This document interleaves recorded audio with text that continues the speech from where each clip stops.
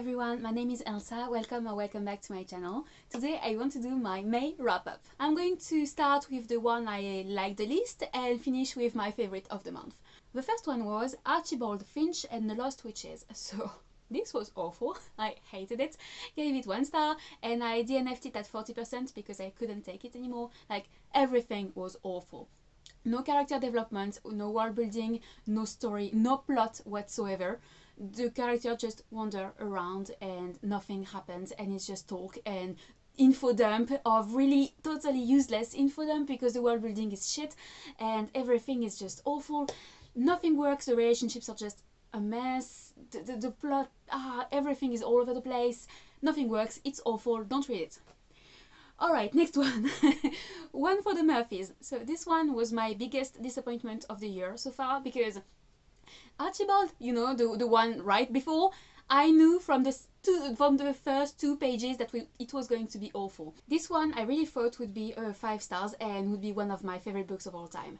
Let me explain. I'm a sucker for books that deal with adoption, and I don't find enough books with that theme, and this one is entirely about that, as you follow a young girl. Her mother basically neglected her and didn't take care of her, and one day her boyfriend just punched the main character until she ended up in the hospital. And so she was put in foster care, in a foster family, and basically you follow during 2 months her life within this new family, and it was just perfect. The rhythm was perfect, the character work was incredible. For the main character, I had never seen that before. It was so good. I rooted for the main character with all my heart. She was just so precious and so complex and so just incredible. The family she was in was also so well done, and the relationship, like, you can see how it's very difficult at first for her, especially with some members of the family, because the family, it's a couple with 3 children, and so one of the children has a really hard time seeing this girl coming into his family, and so you can see how she, you know, connects with each member of the family throughout time, and it's so beautiful and just so emotional. I cried the entire time because it was so beautiful and just heartwarming and perfect. And then the ending happened. Like, it was the worst ending I have ever read in my entire life. I had a really hard time. I actually cried for like 2 hours and I was like so devastated by the end of this book. I must sound crazy, but I don't know if you've experienced this before, when a book really, you know, stabs you in the back and you're so hurt and you're so just mad at the book. I had this and I couldn't pick another book for 2 days because of that. So this book broke my heart and I was so pissed at the offer. Alright, next one is In Deeper Waters. I'm so sorry about this one because I actually buddy read it with John over at Walker Red 7, who's a great booktuber. Please watch his channel, and he's just amazing, and it was our first buddy read and I was so excited for it, and it wasn't that great. Like, I gave it 2 stars, DNF'd it at 40%, and basically the writing was a bit, you know, not that great. Like, you can see it's a first novel and a bit choppy at times, and the style wasn't everything. So yeah, the writing was not that great, and the rhythm was also really off, and the plot was, you know, kind of all over the place, and the romance was really cringy for me, really cringy, and the characters weren't developed enough for me, and so yeah, for me it didn't work and I didn't like it. The next one was The Sound of Stars. I gave it 3 stars, but I DNF'd it at 40% because I knew it wouldn't get better, you know. Maybe it would have gotten worse, but not better. It's young adult science fiction, and so aliens have come to Earth and they've basically murdered a good portion of human beings on Earth, and the ones that are still alive are imprisoned in camps, and they take away their humanity, and the main character is trying to survive, lending books to people to help them, and she becomes friends with this alien that loves music and she loves books, and so they're both rebels in their own way, and they escape together on a road trip. Basically that's the story, and I thought I would love it because there's great representation, and I love things like that, you know, friendship or love stories between alien and human. I just love that trope, and I love the idea of two people coming from different worlds with different rules, different culture, and becoming friends and having a relationship. Love that. So I thought it would be amazing, and I didn't like it very much because it was just less than I expected. Like, The plot wasn't that amazing, I wasn't that into it. The characters were okay, but I didn't really connect with them. And the romance was, you know, and everything was like, yeah, that's okay, but it didn't go further for me, and so that's why I just DNF'd it.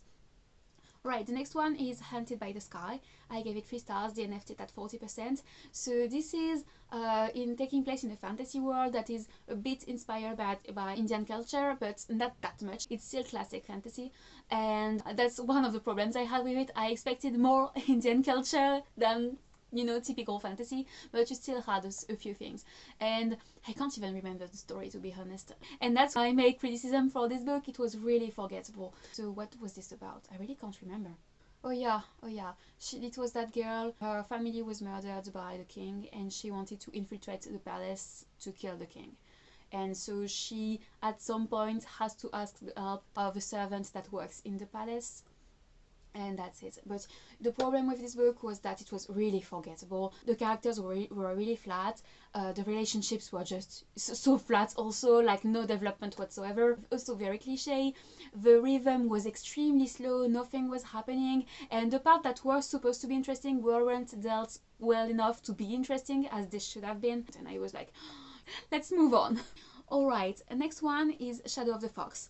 So this one I gave 3 stars. The story is taking place in medieval Japan, and so you follow this girl who's a kitsune, so she's a fox that can shapeshift into a human, and she can actually shapeshift in whatever she wants, and she can also create illusions. One day her temple is attacked by demons who want to steal a very precious manuscript, and so just before they are attacked, the monks in the temple ask this girl to go to this guy in the capital that will then tell her where is located another secret temple where she will have to take the manuscript. Things happen and she knows she's in danger because people are looking for this manuscript, and there is that ninja that is also looking for this manuscript, and she basically lies to him and tricks him into escorting her to the capital and just protecting her.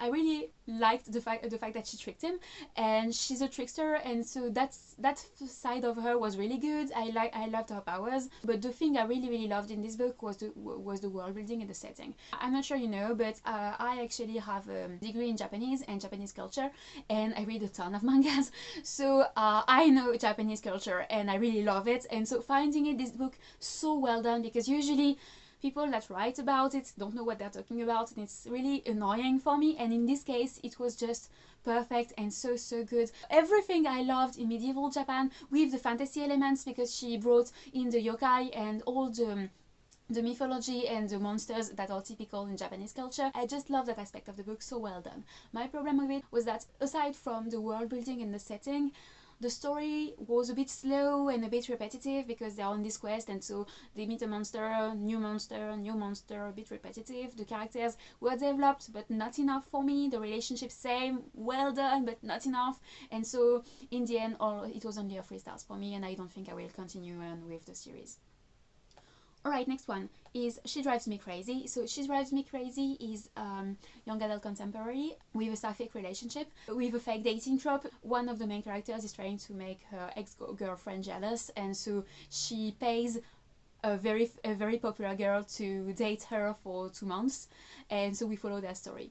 And I really loved the first half of the book and some parts at the end. Like, it was really light and just fun, and you know, it had this vibe of 80s 90s movies. There is a great representation in this book. There is also some talks about feminism and women in sports, so that was really good. My only problem with it was that it got a bit too serious at times. It was a bit, you know, either very light and fluffy, or a bit, you know, really dragging and very sad, etc. Like in that kind of movies in the 80s, you have this, you know, atmosphere and tone throughout the entire movie, and usually you have these little down moments, but it's short. In this book it's quite long, and so you have this very like at least 70 pages, maybe 100 pages, or where it's like, you know, a bit depressing and everyone is sad and everyone is, I don't know, it bothered me. I didn't want that in this book in particular, especially given the first half, you know.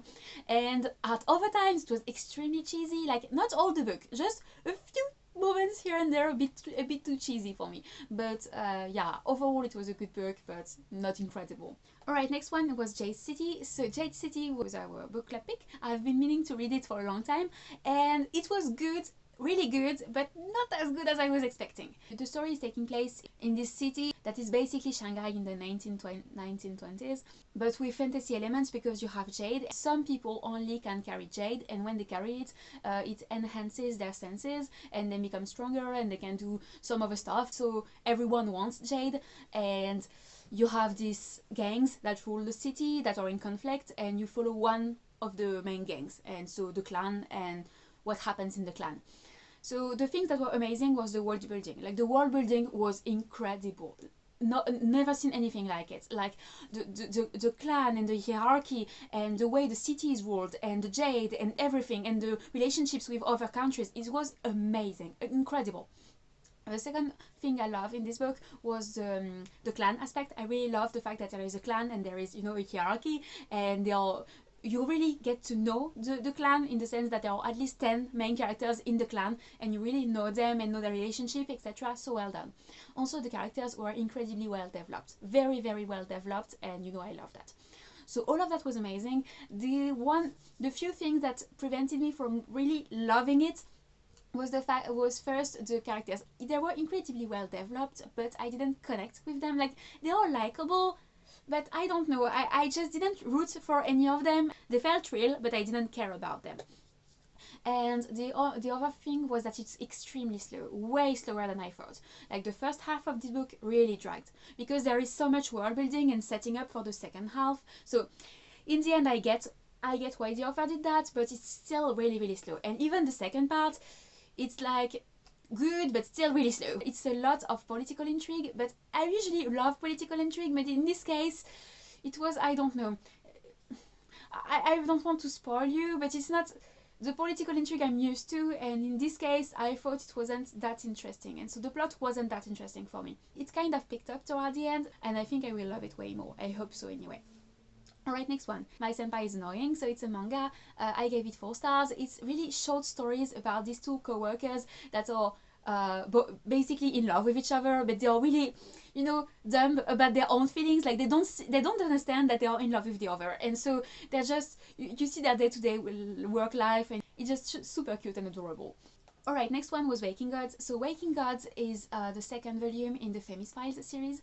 The first volume was just incredible, one of the best books I read this year. I was super excited for this one, and it was really good, but not as good as the first one. It's super fast paced, the characters are incredibly well developed, the plot is amazing. It's just that one thing happened in this book that I didn't like, and because of that I didn't love it as much as the first one. The audiobook is fantastic for this series, and it's a full cast, and it's so well done, but it's a shame, but in this book you have a new character, and I don't know who picked her voice, but terrible choice, terrible choice. Like, she's a little girl, and the person who's doing her voice is like 50 years old, and so you don't buy for 1 second that she's a little girl, and it's so cringy and just super weird. So yeah, I don't know why they chose this person to do her voice. It's just awful, and so it also kept me a bit from the story. So the third volume I won't be listening to the audiobook. Alright, next one. Prison Healer. So this one is a new release, and it was really good. Like, I was really surprised. I didn't think I would love this book so much. The story is taking place in a fantasy world, and you have this prison that is a highly secure prison, and where the living conditions are just awful. And the main character ended up in this prison when she was 8 with her father. There was no reason hell she should have ended up in this prison, but because of the world, she ended up in there, and she couldn't get out afterwards. And so she lived an entire life here. Her father died when she was little in the prison. She learned from him before his death how to heal, and so she's a healer, and she works as the prison healer. So she's a prisoner, but she heals the prisoners to the best of her capabilities. And one day, to save another person's life and save her own life, she has to take the place of someone else in a trial, and she has to go through 4 tests that are basically death sentences, and if she survives all of them, she will be set free. It was really fast-paced. I loved the plot and how the story unraveled. I wasn't bored for even 1 second. I really love the characters. Like the 4 main characters are really well done, and I really connected to them. They are so cool, and I love the relationship between them. There is 2 beautiful friendships and 1 love story, and the 3 relationships were so well done. I love them. I can't wait to read the second book. And the fact that she's a hero, it's just not a, it's not just for, you know, writing it on the cover. It's like she's a healer, and you can see her heal during the book, and it's so well done. And I love that aspect of the book. The trial wasn't exactly what I expected, because it's not really trial, more death sentences, but it's really well done. And there was a lot of suspense and some twists and revelations, and not the best book I ever read, but it was really enjoyable, and I'm really excited for the next volume. Alright, next one was Royal Assassin by Robin Hobb. I loved the first book in the Farseer trilogy. I didn't think I would, but I really loved it. And this one would have been a 5-star because everything was perfect. Like, the main character, Fitz, is my baby, is incredible. All the characters are so complex, the relationships are so perfect. The plot is great, it's a lot of political intrigue, and I love that. The one thing I didn't like in this book, and that's why I only gave it 4.35 stars, it's because of Molly. Oh, Molly. I loved her character in the first book, and I hated her in this one. Like, not hated her, but oh my god, she drove me crazy. Like, from a certain point in the book, every time I saw a name on the page, I just sighed and was like, please go away. Like, oh, and her relationship with Fitz was just a torture to read. At some points, it was just every time I saw both the names on the page, I was like, no, please no. And that was just awful. And the problem is there was a lot of scenes with the 2 of them in the book. And why did the author do it the way she did? I have no idea. It was really, it brought down the book for me. But everything else was amazing. So still a very good book. Just I'm just so sorry that this character was in this book and that the author did what she did with her. Alright, next one, Restart. So this one is a contemporary middle grade, and it was so good. I really loved it. The story is basically about this boy who fell from his roof, and he lost all his memories from his entire life. He doesn't remember who he is and anything about himself. And the entire story is him realizing progressively that he was a huge asshole. Like, he was the captain of the football team, and he was just a jerk to everybody around him, to his family, to his brother and sister, to everyone at school, and he bullied a lot of people, and some was so bad they had to change schools, and he was just an asshole. And the entire story is him realizing that and just wanting to be a different person, because he doesn't recognize himself with this person, and he has still to face the consequences of his past. And at the same time, he's a new person, and so he's trying to, you know, live a new life. And it was just so beautiful. I loved the main character. He was so complex and just such a cinnamon roll. And I loved the doubts and insecurities and all the internal conflicts because of what he did in the past. The other characters were also really well done. You have like at least 7 different narrators. Like, each chapter is seen from a different point of view, and it's perfect because this way you can see how he sees himself, how other people see him. The redemption arc was just perfect. So good. I just loved it so much. Highly recommend it if you like redemption arcs and books that talk about bullying. Alright, next one is Flipped. So Flipped, oh, I'm so happy I read this one. I've watched the movie before. I highly recommend the movie. It's amazing. And it's really fluffy and cute and just so beautiful and heartwarming. And this book was exactly that. The book is taking place in the 60s, I think, 70s maybe. And you have these two characters, a boy and a girl, and they are neighbors, and they have been neighbors since they were maybe 7 or something like that. And she is in love with him, and she has been, you know, stalking him for all these years, and he has no interest in her whatsoever. And you follow them from age 7 till 14, I think, or something, maybe 15. And it's just so beautiful. As you see, their relationship evolved with time. The 2 main characters are so well developed, and they are just so adorable and so lovable. I love them both so much. And the guy especially is very flawed, but he changes. Like, he gets better throughout the book, and the book is also a bit a redemption arc for him. And the 2 of them, relationship, everything is just so incredibly good, and just and the way it's written is just perfect. Every chapter is seen from both their point of views, so you have basically every scene seen from his point of view and her point of view. You could think it's boring because it's the same scene seen twice all the time, but no, not at all. It's just so well done because they are so different people and they have so different visions of the world that both scenes are radically different, seen from one point of view or from the other, and it's just so perfect. My only complaint was that it's basically the same as the movie. Like the movie was a bit too good because they used almost every sentence from this book, and there's not.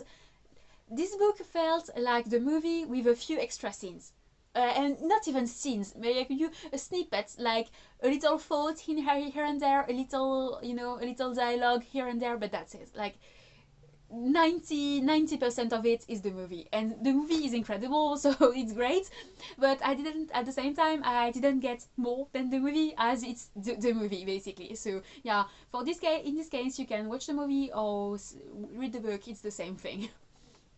Alright, next one is The 7.5 Deaths of Evelyn Hardcastle.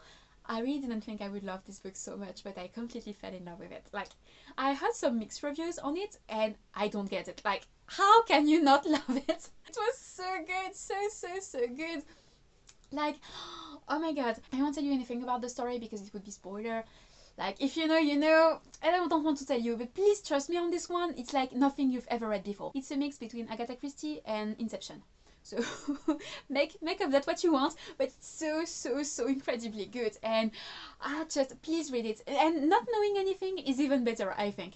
And just know that the main character, I love him with all my heart, is just so precious. From the first line, I was hooked. Like, this book, usually my problem with mystery novels is that it takes forever to start because you have to set everything. No, not in this one. In this one, from the first line is, this book is action-packed. I have never seen anything like that before. And it's a mystery novel. And there are so many things happening. Like, the chapters are really short, like maybe 10 pages or something. And every chapter, I was shocked. Like, at the end of every chapter, I had the feeling I was slapped in the face. Like, it's incredible. There are so many twists in this book. I just can't take it. Like, it's just amazing. And there are so many, like I said, twists and revelations, and so many questions. Like, you have so many questions reading this book, and so I was dying, you know. I kept flipping the pages because I wanted to get the answers, and like, you have 1,000 of them.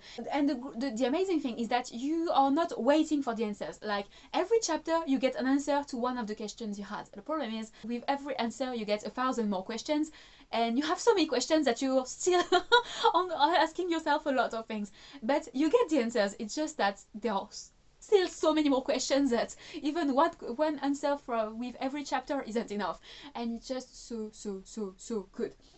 The pacing was perfect. It's so smart and so brilliant and just mind-blowing. Like, the plot was incredible. The one thing I have to say is just that you have to be very attentive. Like, there are so many details and so many things happening and so many characters, and because of the way the story because the story is amazing and like nothing you've ever seen before, it's a bit hard to follow at times. Like, I was so invested in the story that it was no problem, so if you're attentive, it's okay, but you can't just read one chapter here and there throughout a month. Like, no, you have to be focused. But it's amazing. Highly recommend it. And last but not least is Flamefall. So Flamefall is the second book in the Le Fireborn series, and this was without question the best book I read so far this year. Like, this book was just a masterpiece. The first volume was good. I gave it 4.5 stars and I really liked it. Like, the first volume was really good, but this one is the next level. Like, this, like I said, is a masterpiece. Just phenomenal, this book. Everything was perfect. I wouldn't change one sentence in this entire book. Like, incredible. The character work is here. Character work wise is like the best book I've ever read in my entire life. So good. The relationships as well are so complex and so incredibly just perfect. Just so perfect. The political intrigue in this book was, oh my god, if you like political intrigue, please read this series. Like, best political intrigue I ever read before. The plot is so many twists and turns, so many revelations, so many things that happen. It's just, the plot is mind-blowing, and the setting is amazing, and everything is just perfect. And in this book you have one new character. It's a new POV, and this character just stole my heart away. Like, I was a bit, you know, concerned because it was a new character and I was like, oh, am I going to like him? Yes, I loved him so much. Incredible character. And there is another love story in this series with this new book, which is a male-male romance. This book was just perfection, so please read it. And yeah, that's it for me, guys. I hope it wasn't too long and I hope you had a good time. Please tell me in the comments if you've read any of the books I talked about. I'd love to hear what you thought about them. And yeah, that's it for me, guys. Thank you so much for watching. You're the best.